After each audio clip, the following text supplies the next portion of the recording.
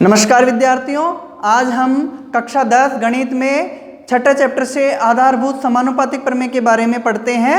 विद्यार्थियों, आधारभूत समानुपातिक प्रमेय एक महत्वपूर्ण प्रमेय है और इससे संबंधित जो है क्वेश्चंस एग्जाम में डेफिनेट आते हैं और इसके जो रिजल्ट में इसकी उप प्रमेय है वो भी महत्वपूर्ण है, उससे संबंधित भी एग्जाम में क्वेश्चन आते हैं। तो आइए आधारभूत समानुपातिक प्रमेय का प्रूफ करते हैं। यदि किसी त्रिभुज की एक भुजा के समांतर अन्य दो भुजाओं को भिन्न भिन्न बिंदुओं पर प्रतिच्छेद करने के लिए एक रेखा खींची जाए तो ये अन्य दो भुजाएं एक के अनुपात में विभाजित हो जाती है। देखिए, आपको मैं एक त्रिभुज बना करके समझाता हूं। ये एक त्रिभुज है, इसका नाम दे देते हैं एबीसी शीर्ष ले लिए और एक त्रिभुज एक भुजा के समांतर। अब भुजा बीसी के समांतर मैं एक समांतर रेखा खींच देता हूं। इस बिंदु को डी ले लेता हूं, इसको ई। अब देखिए विद्यार्थियों, जो ये भुजा के समांतर रेखा खींची गई है डीई, ये अन्य दो भुजाओं को मान लो इस भुजा को जिस अनुपात में काटती है उसी अनुपात में इसको काटेगी, यानी दोनों ये और अनुपात समान अनुपात में रहेंगे। अब सबसे पहले लिख लेते हैं दिया हुआ है। स्टेटमेंट में जो हमें दे रखा है उसको लिख लीजिए। त्रिभुज एबीसी भुजा बीसी के समांतर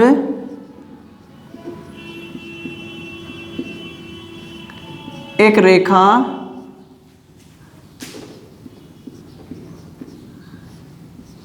खींची गई है जो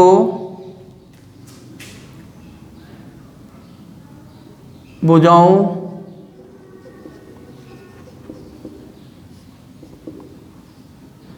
AB व AC को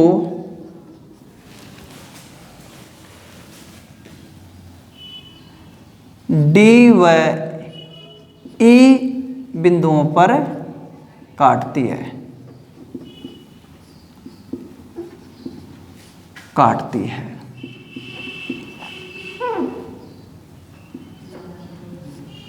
ये तो हमने स्टेटमेंट से दिया हुआ लिख दिया। अब हमें क्या सिद्ध करना है उसको भी लिख लीजिए। सिद्ध करना है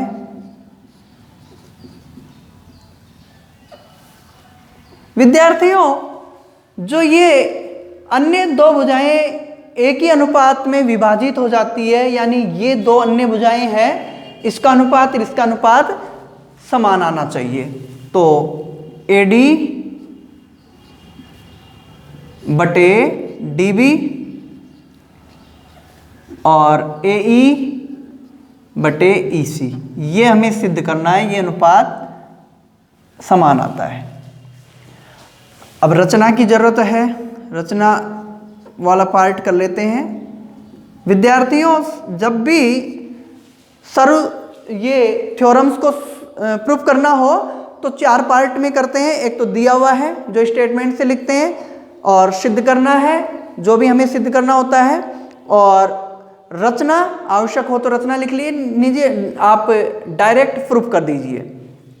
अब हमें यहाँ रचना की आवश्यकता है, तो रचना वाले पार्ट में देखिए क्या करते हैं। सबसे पहले तो BE इनको मिला लेते हैं और D को इनसे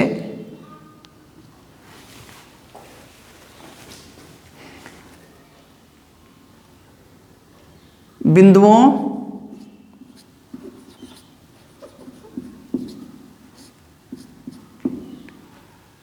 B व ई तथा डी व सी को मिलाइए।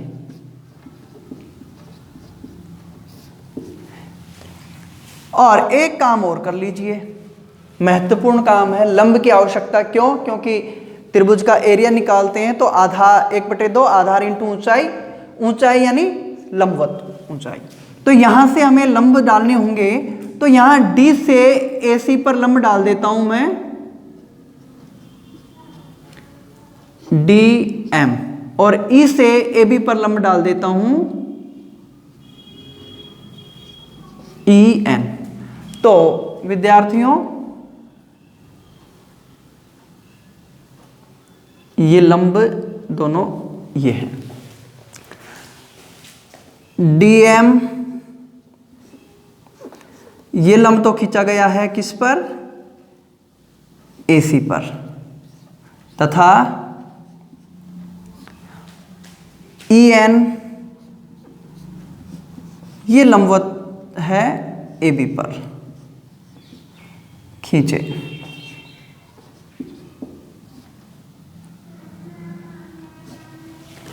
अब उपपत्ति कर लेते हैं। उपपत्ति इसमें हम प्रूफ करेंगे। उपपत्ति वाले पार्ट में क्या करते हैं हम? प्रूफ। तो सबसे पहले तो देखिए विद्यार्थियों, त्रिभुज के क्षेत्रफल की हमें जरूरत पड़ेगी, तो उसका सूत्र लिख लेते हैं। हम जानते हैं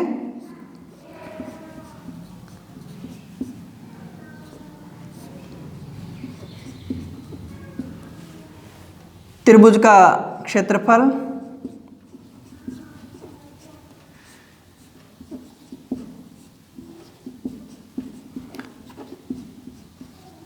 और ये होता है 1/2 गुणा आधार गुणा ऊंचाई। तो यहां से अब देखिए विद्यार्थियों, यहां हमें किन किन त्रिभुजों की आवश्यकता पड़ेगी, किन का एरिया निकालना है।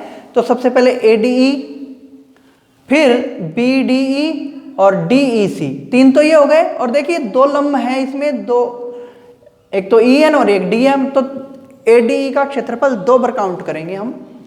तो देखिए सबसे पहले एरिया AR, त्रिभुज के एरिया को AR से एरिया इंग्लिश में लिख लेते हैं ना, तो AR त्रिभुज ADE, तो इसका एरिया निकाल लेते हैं। तो ये है 1/2 और आधार जो है ना, आधार देखिए क्या है, AD ले लेते हैं आधार। तो AD आधार पर AD, और इस पर लंब कौन सा है? AD पर। AB पर जो लंब होगा वो AD पर भी होगा, तो EN।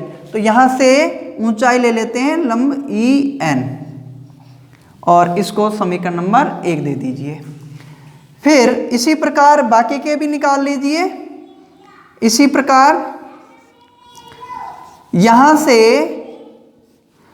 एरिया त्रिभुज ADE, क्यों? क्योंकि 2 लंब है ना, तो 2 बार निकालने हैं इसका एरिया। तो 1/2। अब बेस हम चेंज कर देंगे, AD नहीं लेंगे, अब की बार ले लेंगे AE। तो AE बेस लेंगे, तो लंब क्या है इस पर? DM। तो बेस तो AE और इस पर लंब कौन सा है? DM, और ये समीकरण नंबर 2।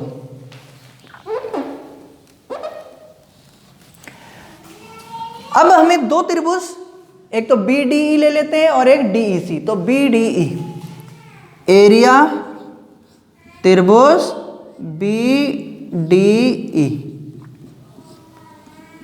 1/2। अब विद्यार्थियों यहां बेस क्या लें? तो देखिए मैं इस चित्र को बना देता हूं, इस तरह से है। तो विद्यार्थियों यहां पे ये B है, ये D है और ये E है। तो इसमें क्या है, हमें लंब की आवश्यकता पड़ेगी। तो लंब क्या है, इस तरह से देखो, इस भुजा पर ये जो है BD है, तो यहां हमें लंब कहाँ है, कहाँ मिलेगा? तो इस भुजा को देखिए बढ़ा दीजिए, इस भुजा को बढ़ा देते हैं, तो ये यहाँ से ये लंब है ना, ये खींचा हुआ है EN। तो विद्यार्थियों कभी भी हम क्या है, लंब की आवश्यकता होती है। अगर ये त्रिभुज जैसे सीधा होता इस तरह से तो यहाँ लंब खींच देते, लेकिन यहाँ पे लंब देखिए हमें ऑलरेडी EN खींचा हुआ है इस भुजा पर, तो इस भुजा को हम बढ़ा देंगे। तो ये बढ़ी हुई है ना A तक, तो बेस तो हम BD ले रहे हैं, बेस तो BD लेंगे, लेकिन ये लंब जो है EN लेंगे। क्यों? क्योंकि डॉट डॉट के द्वारा ये मिला हुआ है, तो बेस BD पर लंब EN ही कहलाएगा। तो यहां से बेस ले लेता हूं मैं BD और लंब ले लेता हूं मैं EN, और ये समीकरण नंबर 3। अब यहां से देखिए विद्यार्थियों, अगला त्रिभुज DEC, DEC, और ये है 1/2, और इसमें भी देखिए वही आपका बेस तो EC हो जाएगा, और लंब देखिए यहां से डॉट डॉट के द्वारा ये DM, ये लेंगे लंब हम DM, तो बेस तो EC और लंब ले लेंगे DM, जो भुजा आगे बढ़ाने पर प्राप्त हो रही है। यहां से हमें 4 समीकरण प्राप्त हो गई है विद्यार्थियों। अब इन चारों समीकरणों से जो है अनुपात निकालना है हमें, इनको भाग देंगे। अब किसको कौन से समीकरण से भाग देना है, ये आपको थोड़ा सा ध्यान होना चाहिए। मैं आगे का पार्ट इधर कर लेता हूं। देखिए विद्यार्थियों, हमें जो प्रूफ वाला पार्ट AD/DB, AD/DB, अब यहां से आपको किन समीकरणों में भाग देने से AD/DB मिलेगा, तो AD इसमें है और DB, अब ये BD है तो इसको DB लिख लीजिए, या तो DB कर देते हैं, चलो उससे कोई फर्क नहीं पड़ रहा है BD और DB से। अच्छा, तो यहां से पहली और तीसरी, तो ये भाग दे लीजिए। समीकरण 1 में समीकरण 3 का भाग देने पर, तो समीकरण 1 में 3 का भाग दे दीजिए। Area of AD, area of ADE, और इसमें भाग दे रहे हैं हम एरिया ऑफ त्रिभुज BDE का, BDE का। अच्छा, ऊपर तो ये था 1/2, बेस क्या था AD, और लंब EN। ये थी हमारी इक्वेशन फर्स्ट, समीकरण नंबर फर्स्ट, और यहां था 1/2। देखिए भाग LHS का LHS में लगता है, RHS का RHS में, तो LHS से LHS भाग डिवाइड हो गई, और RHS में RHS का, तो 1/2 DB मल्टीपल EN। ठीक है, यहां से जो कैंसिल हो सकता है काट दीजिए, ये 1/2 से 1/2 कैंसिल, और EN से EN कैंसिल, तो क्या बचेगा, एरिया त्रिभुज ADE और एरिया त्रिभुज BDE, और ये बचा है हमारे पास AD/DB, और इसको समीकरण नंबर डाल देते हैं 5। अब इसी प्रकार समीकरण जो है 2 में 4 का भाग दे दीजिए।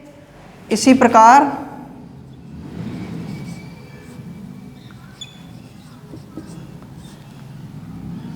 समीकरण 2 में समीकरण 4 का भाग देने पर, वैसे आप ये इसी प्रकार लिख दिया ना, तो हम इस जो है इसको लिखने की आवश्यकता नहीं थी, डायरेक्ट लिख देते हैं। अब यहाँ पे तो एरिया त्रिभुज ADE, इसमें भाग दे रहे हैं किसका, area of DEC, area of DEC। अब यहाँ से विद्यार्थियों आप अगर स्टेप बढ़ाना चाहते हो तो लिख लो इसी तरह से, नहीं तो डायरेक्ट भी आप जो है DM से DM कट जाएगा, 1/2 से 1/2 AE/EC लिख सकते हो, क्योंकि हमने काट करके पहले देख रखा है। तो यहाँ लिख देता हूँ मैं AE/EC। ये समीकरण नंबर हो गई 6। अब हमारे पास देखिए AD/DB समीकरण 5 में, AE/EC समीकरण 6 में। तो इसका आगे का पार्ट जो है इसको रफ करके करेंगे, इसे नोट कर लीजिए।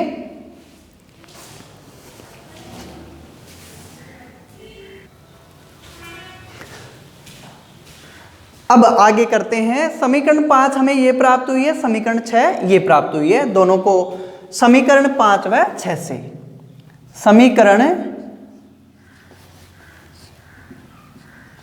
5 व 6 से। तो यहां से विद्यार्थियों आप इसको समीकरण 6 लिख दीजिए, समीकरण 6 से।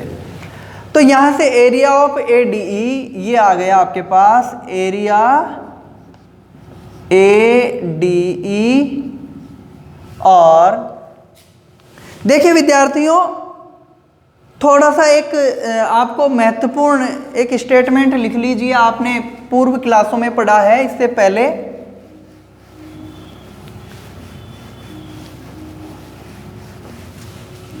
आपने ये एक थ्योरम पढ़ी होगी पहले कक्षा 9 में। अगर दो त्रिभुज हैं BDE और DEC, देखिए DE और BC समांतर भुजाएं हैं कि नहीं है, समांतर भुजाएं हैं। और देखिए ये त्रिभुज जो है BDE तो DE भुजा पर बना हुआ है, और DEC ये भी DE पर। देखिए इस तरह से, जैसे ये समांतर भुजा, ये भुजा है DE, तो इस पर ये त्रिभुज बना हुआ है, और दूसरा त्रिभुज इस तरह से बना हुआ है, और ये है B और C, और इसके समांतर ये भुजा है। तो एक ही आधार जो DE है और समांतर भुजाओं के मध्य जो त्रिभुज होते हैं उनके क्षेत्रफल क्या होते हैं, बराबर। तो हम इसका उपयोग करने वाले हैं इस महत्वपूर्ण थ्योरम का यहाँ डायरेक्ट। तो चूंकि एक ही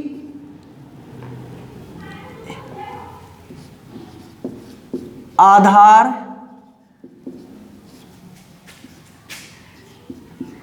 कौन सा आधार D, वह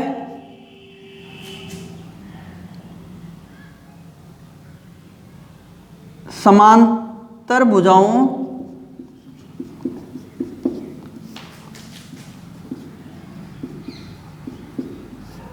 DE व BC के मध्य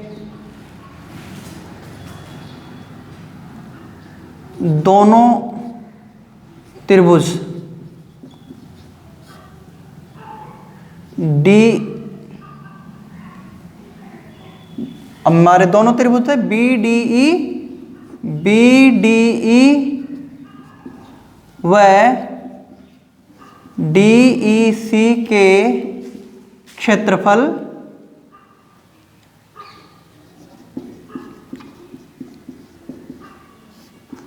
समान होंगे। तो यहां से एरिया ऑफ त्रिभुज BDE बराबर एरिया ऑफ त्रिभुज DEC, इक्वेशन नंबर 7। तो इसको लिख सकते हो समीकरण 5, समीकरण 6 व समीकरण 7 से। देखिए BDE और DEC दोनों का एरिया क्या हो गया, बराबर। एक ही आधार और समांतर भुजाओं के मध्य स्थित है दोनों त्रिभुज, इसलिए आधार इनका क्षेत्रफल बराबर हो गया। और ADE का तो दोनों त्रिभुज एक ही है ADE, तो लंब और आधार चेंज होने से एरिया थोड़ी चेंज हो जाएगा, समान रहेगा। तो इसलिए जो है LHS पार्ट तो दोनों हो गए बराबर, बाएं पक्ष हो गए बराबर और दाएं पक्ष क्या हो जाएंगे, ये भी बराबर। अगर बाएं पक्ष बराबर हैं तो दाएं पक्ष भी बराबर होंगे। तो यहां से हम लिख सकते हैं AD बटे DB बराबर AE बटे EC। और ये हमारा क्या है, जो हमें प्रूफ करना था वो आ गया हेंस प्रूव्ड, यानी इति सिद्धम। आप क्या लिखोगे, इति सिद्धम। इंग्लिश मीडियम में हेंस प्रूव्ड होता है और हिंदी मीडियम में इति सिद्धम लिखते हैं। तो इस प्रकार से ये हमारा कंप्लीट जो है प्रूफ हो गया है बाय BPT थ्योरम, आधारभूत समानुपातिक प्रमेय का। विद्यार्थियों बहुत महत्वपूर्ण प्रमेय है, इसका स्टेटमेंट एग्जाम में जो है से रिलेटेड क्वेश्चंस आते हैं। ये इससे महत्वपूर्ण रिजल्ट है ना, ये इससे संबंधित क्वेश्चंस आएंगे आपके डेफिनेट एग्जाम में, इसलिए इसको नोट कर लीजिए।